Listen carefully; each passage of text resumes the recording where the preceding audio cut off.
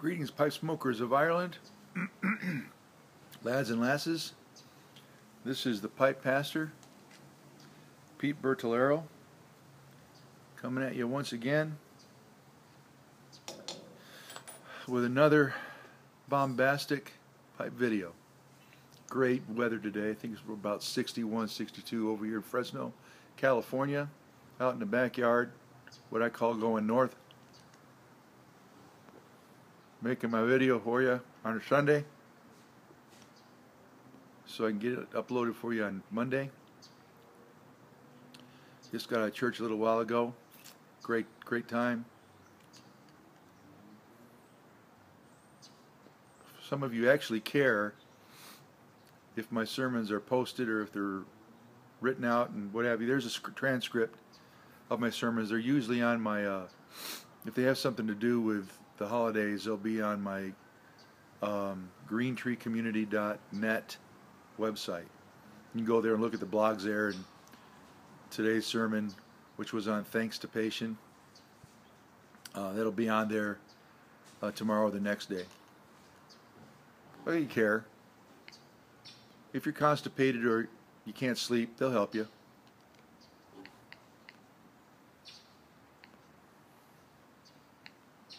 Nick and I, my son Bold O'Donoghue and I, made a video, general video on his YouTube page, Bold O'Donoghue, B-O-L-D, capital O-D-O-N-A-H-U-E.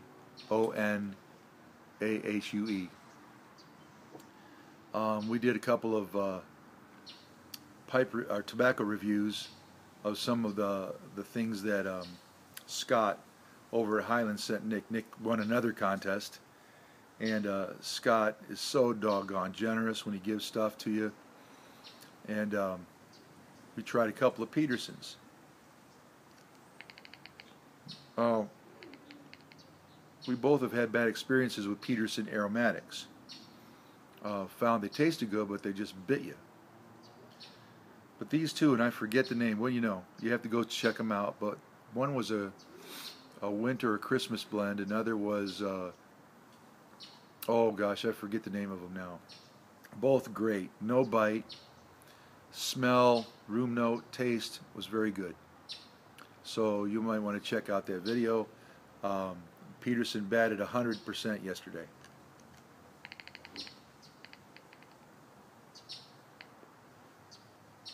I'm smoking peat moss today, which is kind of a cherry infused black Cavendish, off of my Mark Tinsky Canadian, one of the Canadians he's made for me. He's made many. I just love his Canadian pipes. I love his pipes in general. This is uncharacteristically a smooth. I usually don't get smooth. I usually get rusticated. Every once in a while I might get a sandblast, but I like rustication the best, because you don't have to do so much to keep them looking nice. With the smooth, you got to keep them polished and stuff if you care for that kind of thing. Good a smoker. My favorite shape, Canadian. Speaking about pipe reviews or tobacco reviews, I've been asked before about how you do a tobacco review, pipe tobacco review. I can tell you what we do. We have a notebook for what we call the Holy Smoke groups in our church, which are Bible studies basically for guys that like to smoke pipes and cigars and get together and talk theology and go through things. And I wrote a course for men, something like 10, 13 weeks long, called A Man in His World. And in that course, we have in the back in the appendix all kinds of stuff on pipes, pipe tobacco, that kind of thing. One of the things we have is a tool for pipe reviews. Looks like this. I don't know if you can see the whole thing or not. But down the side it's got categories, and then it's got how you rate them. And I also have a kind of a key that goes along with it.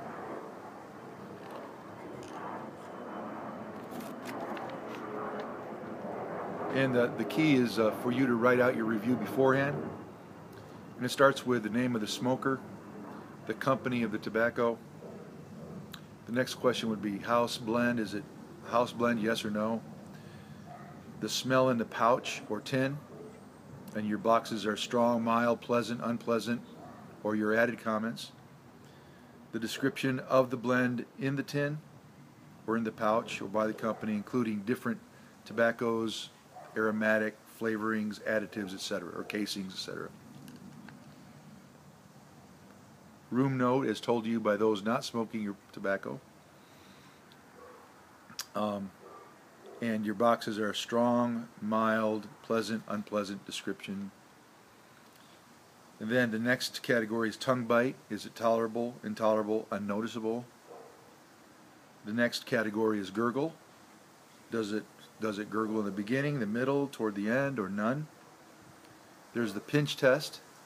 This is to measure the dryness and moistness of the tobacco, and so you grab the tobacco, you pinch it with your fingers together, and measure as whether it clumps. If it doesn't clump at all, it's too dry, usually. And if it clumps but doesn't break apart when let go, it's maybe too moist. Clumps and falls apart or expands when it lands is about right. Next category is taste.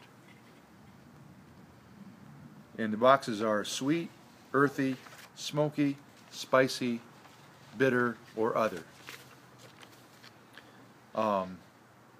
In the taste category, is it cigarette or cigarish in its taste? Or does it taste like shite or other?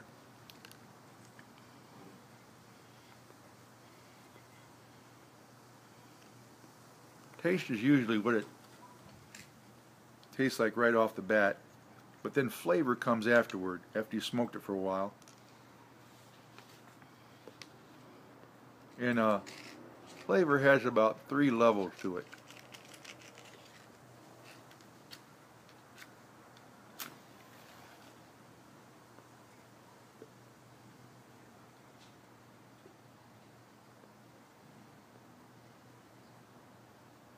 Excuse me. There's the initial taste off the top. But the true flavors of the tobacco usually come about midpoint,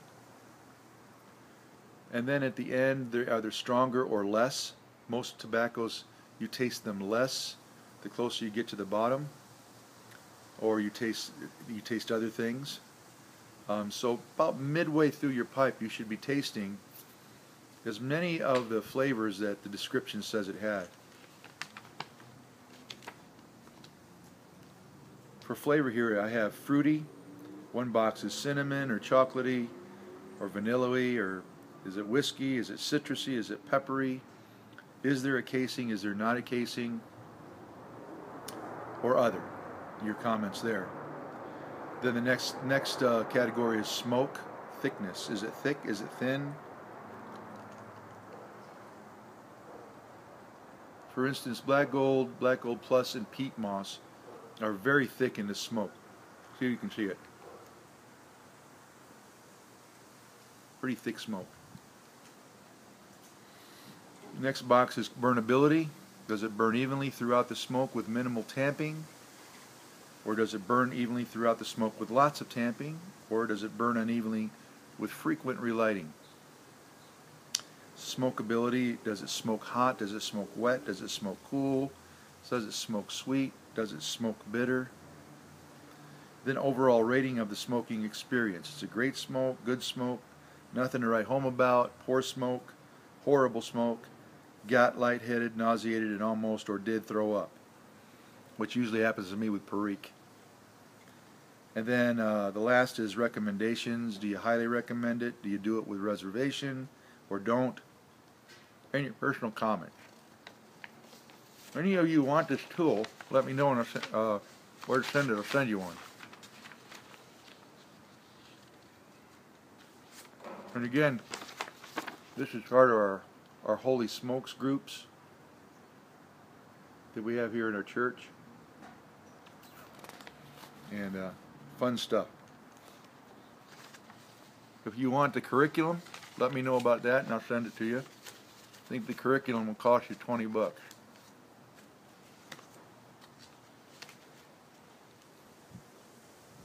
How are you guys doing today?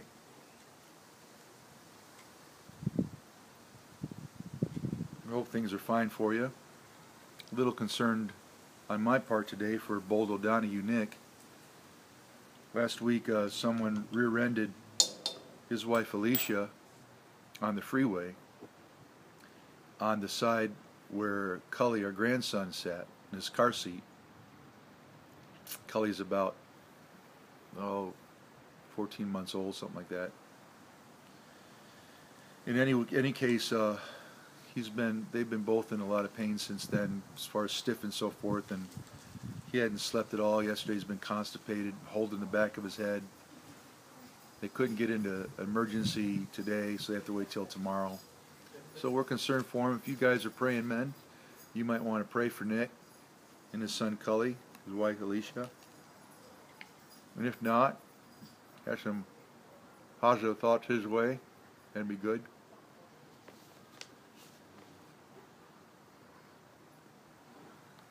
Today I want to start a series on masculine maturity, morality, and virtue. And give you some thoughts about men and virtue that maybe you haven't thought about before. This is, if I could label it and keep it such, it'd be men only. It's just going to get women mad.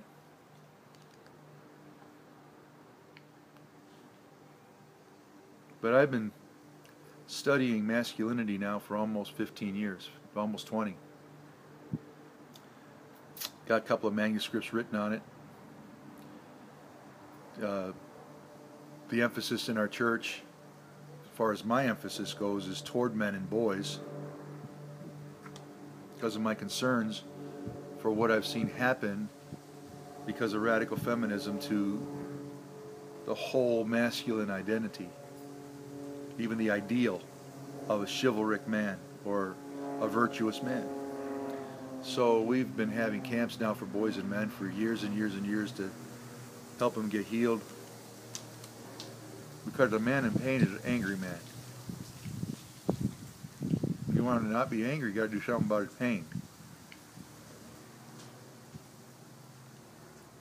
And men are wired to run off of testosterone, and they've got a fiery thymus inside of them that helps them to perform and accomplish things. And so you can't really get a man to the place where he's not angry, but where his anger is managed. And he knows the right place to be angry and the right place to hold it back and manage it. But I want to ask you a question. I want to deal with something here. And that's the double bind that men find themselves in today's culture or society. Basically anywhere, not just America, but all around Europe. In fact, there's even a bigger crisis in Europe than in America. And so what causes that? When we talk about men being manly or not being manly enough, what's going on and why is that an issue? You know, one of the biggest issues is emasculation, or what I call the pussification of today's man. There's more than one way to emasculate a man besides cutting off his testicles. You can also cut him off from his own manhood psychologically, intellectually, sociologically. And you can do that through the looping of an anti-masculine message through the bombardment of media, entertainment, education, and marketing agencies in a given culture.